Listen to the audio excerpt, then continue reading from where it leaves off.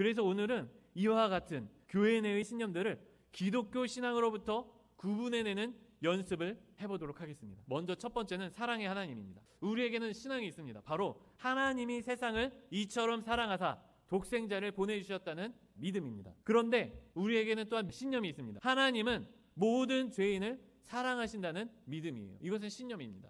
이 신념은 좋은 신념이에요. 그런데 문제가 뭐냐면 잘못된 신념이 있다는 것입니다. 하나님은 죄인을 사랑하시기 때문에, 하나님은 사랑의 하나님이시기 때문에 지옥은 없을 것이다. 이것은 잘못된 신념입니다. 우리의 신앙을 회방하는 신념이에요. 성경과 배치되는 신념입니다. 그래서 잘못된 신념이에요. 자, 그러면 우리가 개혁주의도 신념인지 아닌지 살펴보겠습니다. 우리에게는 신앙이 있습니다. 신앙이 무엇이냐면 우리는 우리의 힘이 아니라 은혜로 구원받는다. 이것이 바로 우리의 신앙입니다. 그렇다면 신념은 무엇이냐? 개혁주의가 가장 성경적이다라는 믿음이 바로 신념이에요.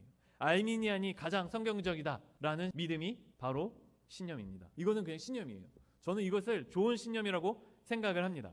그런데 나쁜 신념이 있어요. 뭐냐면 개혁주의 외에는 진리가 없다. 감리교에 가면 지옥에 간다. 이것은 나쁜 신념입니다. 이 개혁주의에 대한 신념을 신앙과 착각하고 있는 거예요. 저는요, 개혁주의에 대한 신념이 있습니다. 개혁주의가 알미니안이나 다른 어떤 생각보다 더 성경적이라는 신념이 있어요. 저는 이것이 옳다라고 생각을 합니다. 그러나 개혁주의만 옳기 때문에 다른 교단에는 구원이 없다, 이런다면 이것은 잘못된 신념이라는 거예요. 또 이런 것이 있습니다. 예수를 믿으면 구원을 받는다. 이것은 우리의 신앙입니다. 그런데 신념이 있습니다. 어떤 신념이냐면 장로교를 가든 감리교를 가든 침례교를 가든 그 어떤 교단을 가든 상관없다. 구원을 받는 것은 똑같으니까. 이것은 신념입니다. 좋은 신념이라고 저는 생각을 합니다. 그런데 여기서 나쁜 신념이 생깁니다. 뭐냐면 장로교 교리나 감리교 교리를 굳이 배울 필요가 없다. 어느 교단을 가든 똑같으니까 장로교에서 가르치는 가르침 굳이 배울 필요가 없고 감리교에서 가르치는 가르침 굳이 열심히 배울 필요가 없다. C.S. 루이스 말로는 이런 사람들은요, 기독교의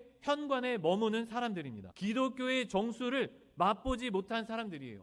어린아이와 같은 신앙이에요. 장로교에 왔으면 장로교의 신앙의 정수를 제대로 배워야 한다는 것입니다. 감리교에 왔으면 감리교의 신앙의 정수를 제대로 배워야 한다는 것입니다. 그런데 어느 교단을 가든 다 똑같으니까 장로교 전통이나 감리교 전통 굳이 배울 필요가 없어. 이래버리면 신앙의 정수를 얻지 못하고 얕은 믿음에 머무르게 된다는 것입니다. 그런데 C.S. 루이스가 뭐라고 이야기하냐면 우리가 기독교 신앙의 정수에 들어가게 되면요, 장로교나 감리교나 침례교나 결국 동일한 복음의 진리에 닿게 된다는 거예요. 그런데 여기까지 들어가지 못하고 얕은 곳에 머물러 있다면 그거는 하나님의 은혜를 제대로 누리지 못한다는 것입니다.